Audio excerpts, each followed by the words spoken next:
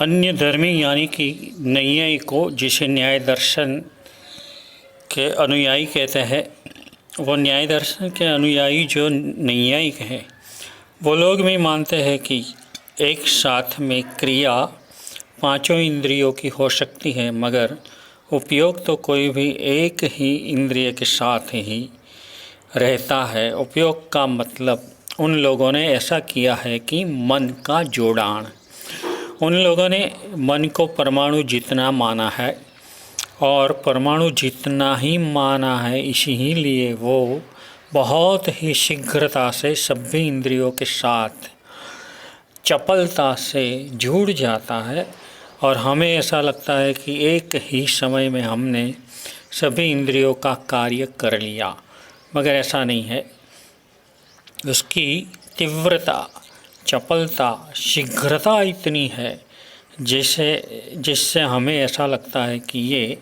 एक ही साथ में ये सब काम हो गया है। उन लोगों ने एक ऐसा दृष्टांत दिया है सिद्धांत मुक्तावली नाम के ग्रंथ में। उन लोगों ने कहा है कि दीर्घ शष्कुली यानी कि बड़ी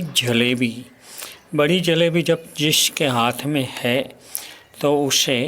स्पर्शनेन्द्रिय का,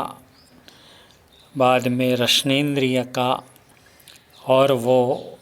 मुंह में रखी हुई है इसलिए रसनेन्द्रिय का, उसकी सुगंध भी आती है इसलिए घ्राणेन्द्रिय का, उसका कलर भी दिखने में आता है इसलिए चक्षु इंद्रिय का, और लोगों की आवाज़ सुनने में हमें आती है इसलिए श्रवणेन्द्रिय का। इन पांच इंद्रियों का कार्य एक साथ में चल रहा है, फिर भी मन इतनी चपलता से, शीघ्रता से सभी इंद्रियों के साथ जुड़ता ही रहता है और हमको ऐसा लगता है कि एक ही समय में पांच इंद्रियों का कार्य हमने कर लिया, मगर मन का जुड़ान सिर्फ एक ही इंद्रिय के साथ होता है, बाद में तुरंत बदल के दूसरे की तरफ चला जाता है। बस इसी तरह हमारे जैन धर्म में भी एक साथ में क्रिया अनेक हो सकती है, मगर